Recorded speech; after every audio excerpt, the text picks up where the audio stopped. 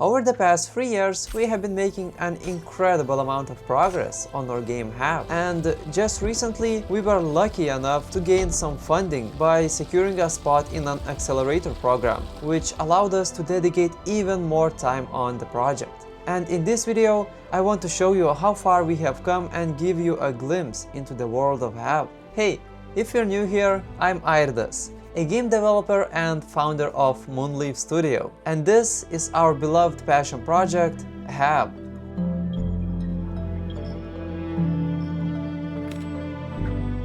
It's an atmospheric platformer experience where you have to control two characters simultaneously by pressing the same movement keys. Immerse yourself into the story, complete challenges, and discover the mysterious secret about the two lost spirits.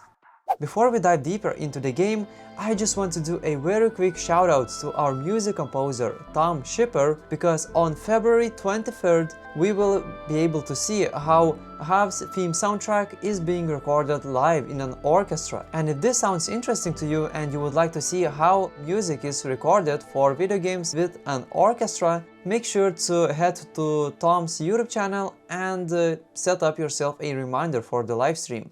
The core narrative concept of the game is that a single spirit, once whole, was struck from the sky, separating into two distinct parts. The player will have to guide these spirits in a vast fantasy land and discover the hidden truth behind their separation. Who are these characters? Where are they traveling to? And who has actually separated them? These and many more questions will be answered to you while playing the game. For the atmosphere, story, and overall world building, huge inspirations for us were games like Journey, Sheepy: A Short Adventure, and Planet of Lana. We are doing our best to craft a mesmerizing and immersive atmosphere that is just simply meant to be experienced. The game will have multiple distinct chapters that you will be able to explore, and each chapter basically has its own mood and setting. Starting with the disaster chapter, which is completely dark, ruined, depressive and destroyed, since this is the land or aftermath that has happened after the great explosion hit and the characters split into two parts. And in this chapter you will be able to discover ruins, get to know the antagonist, and find a bunch of other secrets that were buried deep within the sands. Then we have another chapter which is quite opposite from the disaster, and it's called Forest. Forest is rather relaxing, it's vibrant, colorful, and in this chapter you will get to learn all about who the characters are, where are they traveling to, and get a glimpse of what this mysterious world of Halve has to offer. The game also has some other distinct areas that are hidden or just placed in between these two chapters. One of those areas, as an example, is a temple, which is sandy, dusty, and rather dangerous place to be in. And as you might have probably understood already from the atmosphere and story descriptions, the game is actually completely built on top of the simultaneous movement mechanic. Like the whole story, a lot of gameplay elements are built with this feature in mind to make it as immersive as possible. And what is the simultaneous movement all about? Well, to get into a little bit more detail, imagine that you basically have two characters and you move them simultaneously without using different movement keys. So if you move with the blue character, the orange one will do the same action. If you jump with one character, the other one will also jump, meaning that it feels like a co-op experience, but you're just playing alone unless you have a friend or someone behind you telling you what to press.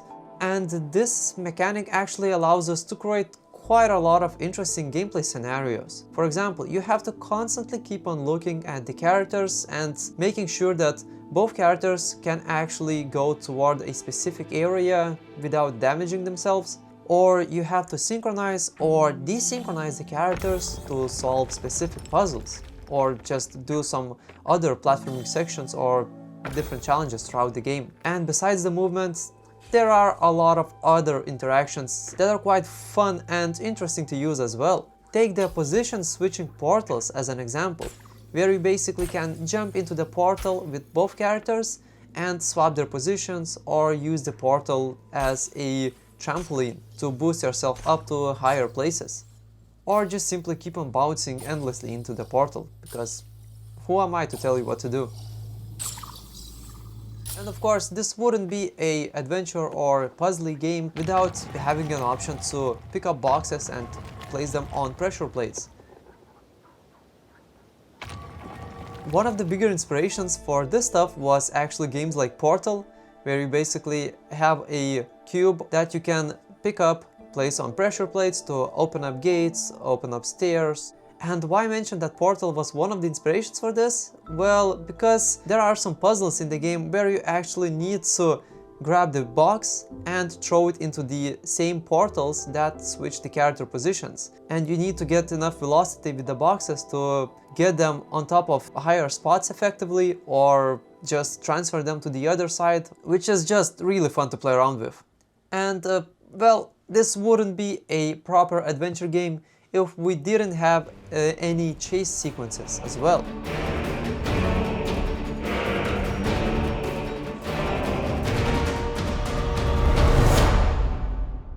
And one final thing is that throughout the game you can expect to become stronger. The characters will evolve and gain new abilities that are basically built on top of all the previous mechanics, and especially on top of the simultaneous movement. The idea behind all of the abilities was that it feels like both characters are constantly helping each other out, and you have to teamwork by placing the characters strategically in order to solve specific challenges. The blue character can freeze himself, while the orange one moves freely, which allows you to desynchronize or synchronize the characters more effectively than you were able to do so in the disaster chapter. Another ability that is mostly present for the orange character is that whenever the characters are desynchronized, you can charge it up and glide with orange character toward the blue one. And the third ability is an option to swap positions between the characters. So this is like an upgraded version of the position swap portal, but this time you can actually swap positions when you are anywhere on the screen. You don't need to specifically jump into a portal, which also allows you to explore the world in a lot of different ways than you were able to before, up until this point. And that's pretty much the whole game. It's an atmospheric experience that is built on top of the simultaneous movement mechanic, which makes it a little bit puzzly, but it also has this mesmerizing atmosphere that we were trying really hard to make as immersive as possible. And if you like what you see, feel free to try out the demo on Steam and let us know what you think, because we always love to hear feedback from our players. Thanks for watching, and I hope to see you in the next one.